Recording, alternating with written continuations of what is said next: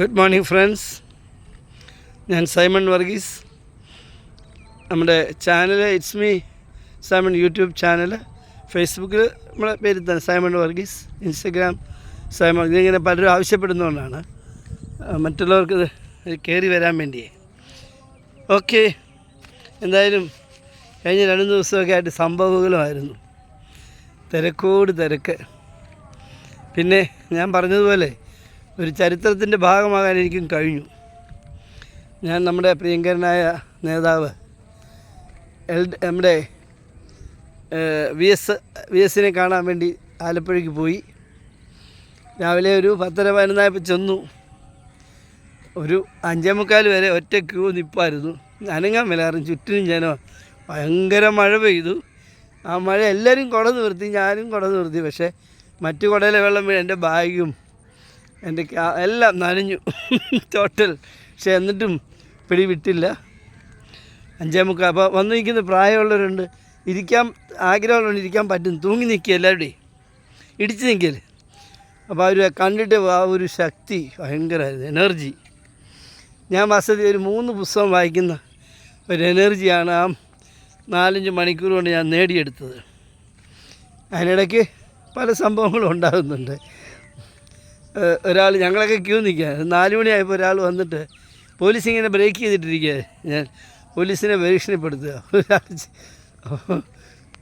SI ഒക്കെ വളരെ ശാന്തമായിട്ട് പറയുന്നുണ്ട്, ബ്രദറെ ഇതിങ്ങനെ എല്ലാവരും വിട്ടാൽ അവിടെ നിൽക്കുന്ന 10,000-കണക്കിന് പേര് ഇങ്ങനെ വിട്ടാൽ ഇത് തെറ്റിപ്പോവും.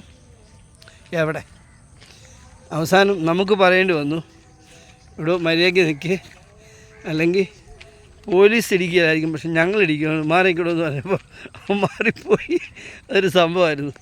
എന്നുവെച്ചാൽ ഇങ്ങനെ 10,000-കണക്കിന് ആളുകളുടെ ഇടയിൽ നിന്നല്ലേ നിൽക്കുന്നതേ. അങ്ങനെ ഞങ്ങൾ കാത്തിരുന്ന്. അപ്പോൾ അവൻ ചിരിച്ചു, അവൻ്റെ മസിലൊക്കെ വിട്ട് ചിരിച്ചിട്ട് അവനങ്ങ് പോയി. അത് കഴിഞ്ഞ് ഞങ്ങൾ വി എസിനെ വന്നപ്പം 5:45, 6 മണിയാവുന്നു.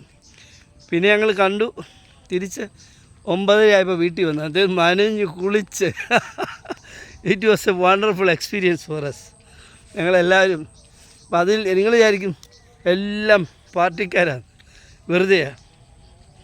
പാർട്ടിക്കാരും ഉണ്ടില്ലെന്നല്ല, അവർ മുദ്രാക്കിയൊക്കെ വിളിക്കുന്നുണ്ട്. അല്ലാത്തവരും ധാരാളം ഉണ്ടായിരുന്നു. ഒരു വീട്ടമ്മയെ പരിചയപ്പെട്ടത്, അവർ 2-3 പൂക്കളിങ്ങനെ പൊക്കി പിടിച്ചിരിക്കുക. അവർ പാലക്കാട് നിന്ന് വന്നിരിക്കുക. അവരുടെ കൂടെ വേറെ ആരെങ്കിലുമൊക്കെ കാണും. പക്ഷെ ഞാൻ സംസാരിച്ച ഒരു 10-60 വയസ്സുള്ള വീട്ടമ്മയാണ്. ഈ സമയം അത്രയും ഈ പൂ പൊക്കി പിടിച്ചിരിക്കുക. ഈ വി എസിൻ്റെ മേൽ സമർപ്പിക്കാൻ കൊണ്ട് പൂ പൊക്കി പിടിച്ചിരിക്കുക. അതേതോ ഒരു വീഡിയോ ചാനലുകാരനത് ഇഷ്ടപ്പെട്ടിട്ട് ഞങ്ങളുടെ എല്ലാം കൂടെ ഇടയത്തിലേക്ക് ആ വീഡിയോ എടുത്തിട്ട് പോയിട്ടുണ്ട്. അപ്പോൾ അമ്മയോട് ചോദിച്ചാൽ പറഞ്ഞു, വി എസിനെ ഞങ്ങൾക്ക് മറക്കാൻ പറ്റില്ല എന്ന് പറഞ്ഞു. അങ്ങനെ വലിയൊരു അനുഭവങ്ങളാണ്. എൻ്റെ തൊട്ടടുത്ത് നിന്ന് ഇടി മേടിക്കുന്ന ഒരാൾ ഗുരുവായൂരുകാരനായിരുന്നു. അപ്പോൾ ഞാനിങ്ങനെ ആരും പറയാതെ സ്വയമേവ അയാളോട് വരട്ടിയപ്പോഴേ, അത് എസ് ഐയെ തല്ലാൻ ചെല്ലുക. അപ്പോൾ ഞാൻ അവനെ വരട്ടിയപ്പോൾ അപ്പോൾ അയാളോട് ചോദിച്ചു, നൈസർഗികമായ ഭാവമാണോ എന്നോട് ചോദിച്ചു. ഞാൻ പറഞ്ഞു, തീർച്ചയായിട്ടും തെറ്റുകളും അതുപോലുള്ളതിനെ കണ്ടാൽ വി എസ് എങ്ങനെ പ്രതികരിക്കുമോ അതുപോലെ നമ്മൾ പ്രതികരിച്ചതെന്ന് പറയും. പോലീസ് ഉദ്യോഗസ്ഥന്മാരെന്ന് പറഞ്ഞാൽ അവർ കേരളത്തിൻ്റെ മക്കൾ തന്നെയാണ്. കേരളത്തെ ശക്തിപ്പെടുത്താൻ വേണ്ടി അവർ പണിയെടുക്കുന്നു മാത്രം. അപ്പോൾ അവരെ സംരക്ഷിക്കേണ്ട ബാധ്യത നമ്മുടെയും കൂടെ ആണെന്ന് പറഞ്ഞു. അവനതങ്ങ് ഇഷ്ടപ്പെട്ടു. ചെറുപ്പക്കാരൻ പയ്യന്. അതെ, വിവിധ പ്രായത്തിലുള്ള ആളുകളായി നിൽക്കുന്നതേ. മുതിർന്നവരുമുണ്ട്. ഞാൻ തിരിച്ച് ബസ്സിൽ കയറി ചങ്ങനാശ്ശേരി വന്നിട്ട് പിന്നെ കയറുമ്പോൾ മുണ്ടക്കയത്ത് നിന്ന് വന്നൊരാൾ, പ്രായമുള്ള ഒരാളാണ്. വേറൊരാൾ നമ്മുടെ കുന്നന്താനത്ത് നിന്നുള്ള. അങ്ങനെയൊക്കെ എല്ലാവരെയും പരിചയപ്പെട്ടു. ഭയങ്കര. ഒരു ദിവസം ഞാൻ പറഞ്ഞു, എനിക്കതൊരു വലിയ ദിനമായിരുന്നു. Actually I save that date till my death. മരിക്കുന്നിടം വരെ നമ്മൾ മറക്കത്തില്ല എന്നുള്ളതാണ് സത്യം. വി എസ് 102 വർഷം ജീവിച്ചെങ്കിൽ 102 വർഷം കൊണ്ട് നേടിയെടുത്ത അനുഭവങ്ങൾ, അതിനുള്ള നന്ദി പ്രകടനമായിരുന്നു അവിടെ കണ്ടത്. ഇപ്പം ഒരാൾ പറയുകയാണ്, സ്വർണം കൊണ്ട് എനിക്ക് തുലാഭാരം ചെയ്യാമെന്ന് പറഞ്ഞാൽ രാവിലെ 10 തൊട്ട് 5:45 വരെ ഞാനവിടെ നിൽക്കത്തില്ല. ഞാനവിടെ നിൽക്കുമോ? നിൽക്കത്തില്ല. എന്നെപ്പോലെ തന്നെ ഉദ്യോഗസ്ഥന്മാരും ഇതുപോലെയുള്ള ബുദ്ധിജീവികളും ഡോക്ടർമാരും എഞ്ചിനീയർമാരും എല്ലാം പരിചയപ്പെടുമ്പം അതൊന്നും അല്ല അടുത്ത വിഷയം. വി എസ് എന്ന് പറഞ്ഞ ആ ഒരു ചരിത്ര പുരുഷനെ കാണുക എന്നുള്ളതായിരുന്നു. അത് കാണാൻ പറ്റാത്ത ആരും കാണുകയില്ല. കാരണം ചാനലുകളെല്ലാം ബുദ്ധിപൂർവ്വം ഉണർന്ന് അവരെല്ലാവരും തന്നെ മത്സര ബുദ്ധിയോടുകൂടി അത് കാണിക്കുന്നു. 4 ധരിക്കാമായിരുന്നു ഞങ്ങളുടെ ചുറ്റും പറന്നുകൊണ്ടിരുന്നത്. അപ്പം കംപ്ലീറ്റ് വിഷ്വൽസായിട്ട് എല്ലാവരും കണ്ടിട്ടുണ്ട്. എന്തായാലും അത് നേരിട്ട് ആ ഇടിയും ആ വേർപ്പും രസം കേൾക്കണം. 10:30 തൊട്ട് 5:45 വരെ മൂത്രമൊഴിക്കാനും പോയില്ല, വെള്ളം കുടിക്കാനും പോയി. ഒരാളോട് ചോദിച്ചു ബിസ്ക്കറ്റ് ഉണ്ടോ, എൻ്റെ ബാഗാണ് അതിനകത്ത് ക്യാമറ വയ്ക്കാൻ. ഞാൻ പറഞ്ഞു ബിസ്ക്കറ്റില്ല. പിന്നെ ഒരു കുഞ്ഞുപ്പി വെള്ളം ഉണ്ടായി, ഞങ്ങൾ അങ്ങോട്ട് ഷെയർ ചെയ്ത് കുടിച്ചു. 300 ml ഒരു ബോട്ടിൽ വെള്ളം എൻ്റെ ഉണ്ടായി. അതെന്തൊരു സന്തോഷം. ഒരു മാസം പറഞ്ഞാലേ 10,000-2,000 രൂപ മുടക്കി പ്ലേറ്റിന് ഒരു സദ്യ ഒരുക്കും. ആ സദ്യയ്ക്ക് പോകുമ്പോൾ അല്ലെ ആ ഡിന്നറിന് പോകുമ്പോൾ കിട്ടുന്നതിനേക്കാൾ അവാച്യമായ അനുഭൂതിയും സുഖവുമായിരുന്നു ആ ഒറ്റക്കാലിൽ നിന്നുള്ള ആ നിപ്പിന്. സന്യാസിമാരും ഈ തപസ് ചെയ്യുന്ന വൈദ്യരൊക്കെ നിൽക്കുന്നതിൽ ഒറ്റക്കാലിലൊക്കെ നിന്ന് ഞങ്ങൾ ഈ മണിക്കൂറുകൾ താണ്ടി. എന്നോടൊപ്പം അതിൻ്റെ ഒരു പ്രിയപ്പെട്ട സ്നേഹിതനുണ്ട്. അദ്ദേഹം ഒരു വലിയ ജനതയുടെ ഒരു വലിയ ആകാംക്ഷയായിരുന്ന ആളാണ്. അദ്ദേഹം ഞങ്ങളുടെ സംഘടനയുടെ ഒരു നേതാവായിരുന്നു. തീർച്ചയായിട്ടും അദ്ദേഹത്തെ സ്നേഹത്തോടെയും ബഹുമാനത്തോടെയും നമുക്ക് ഓർക്കാൻ പോലും കഴിയും.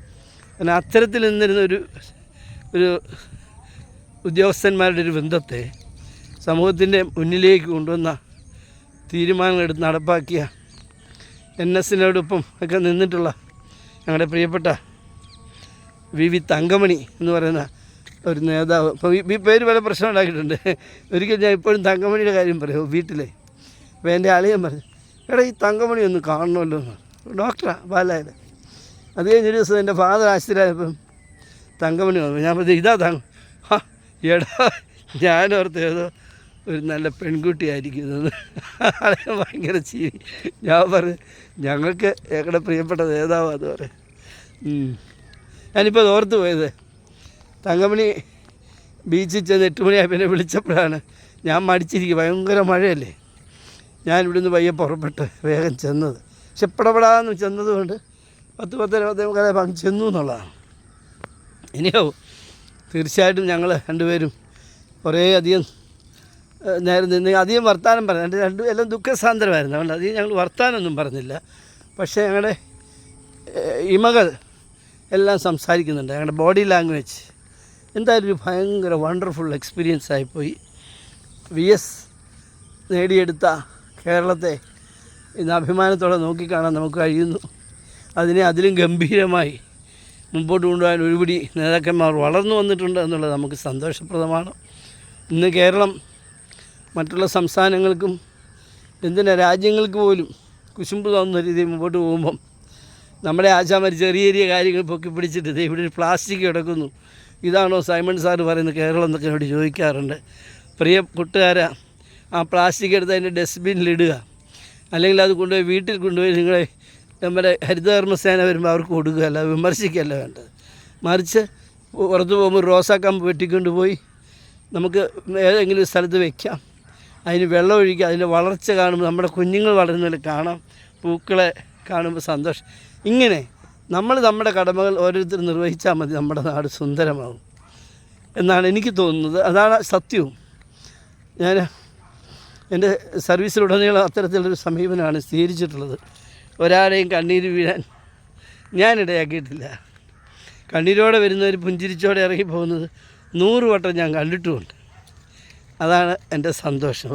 ഇങ്ങനെ ആളുകൾ സന്തോഷിച്ച് പോകുമ്പോൾ പലർക്കും ഒരു വിചാരം ഉണ്ടായിരുന്നു, സൈമൺ സാർ ഇങ്ങനെ കൈക്കൂലി മേടിച്ചിട്ട് ഇതൊക്കെ എന്നോട് ചോദിച്ചാൽ പറയും ശരി, ആ പോയ ആൾ 5,000 രൂപ തന്നിട്ട് പോയി, അയ്യോ അയാൾ 3,000 വെറുതെ പറയുന്ന.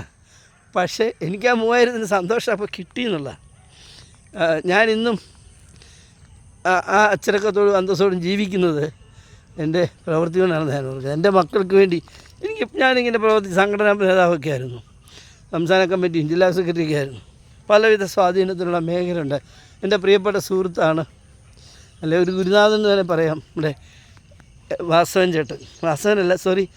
ചേട്ടൻ എന്ത് കാര്യം പറഞ്ഞാലും സാധിച്ചു തരും. പക്ഷേ എനിക്കൊരിക്കലും ഒരു ആവശ്യം വന്നിട്ടില്ലെന്നുള്ള. എന്നുവെച്ചാൽ എൻ്റെ മക്കളാണെങ്കിൽ അവർ എൻട്രൻസ് എഴുതി പടപടാന്ന് കയറിപ്പോയി, മോൻ പഠിച്ച് വിദേശത്ത് പോയി, അമേരിക്കയിൽ പോയി സെറ്റിൽ ഡൗണായി, മോള് ഡോക്ടറായി.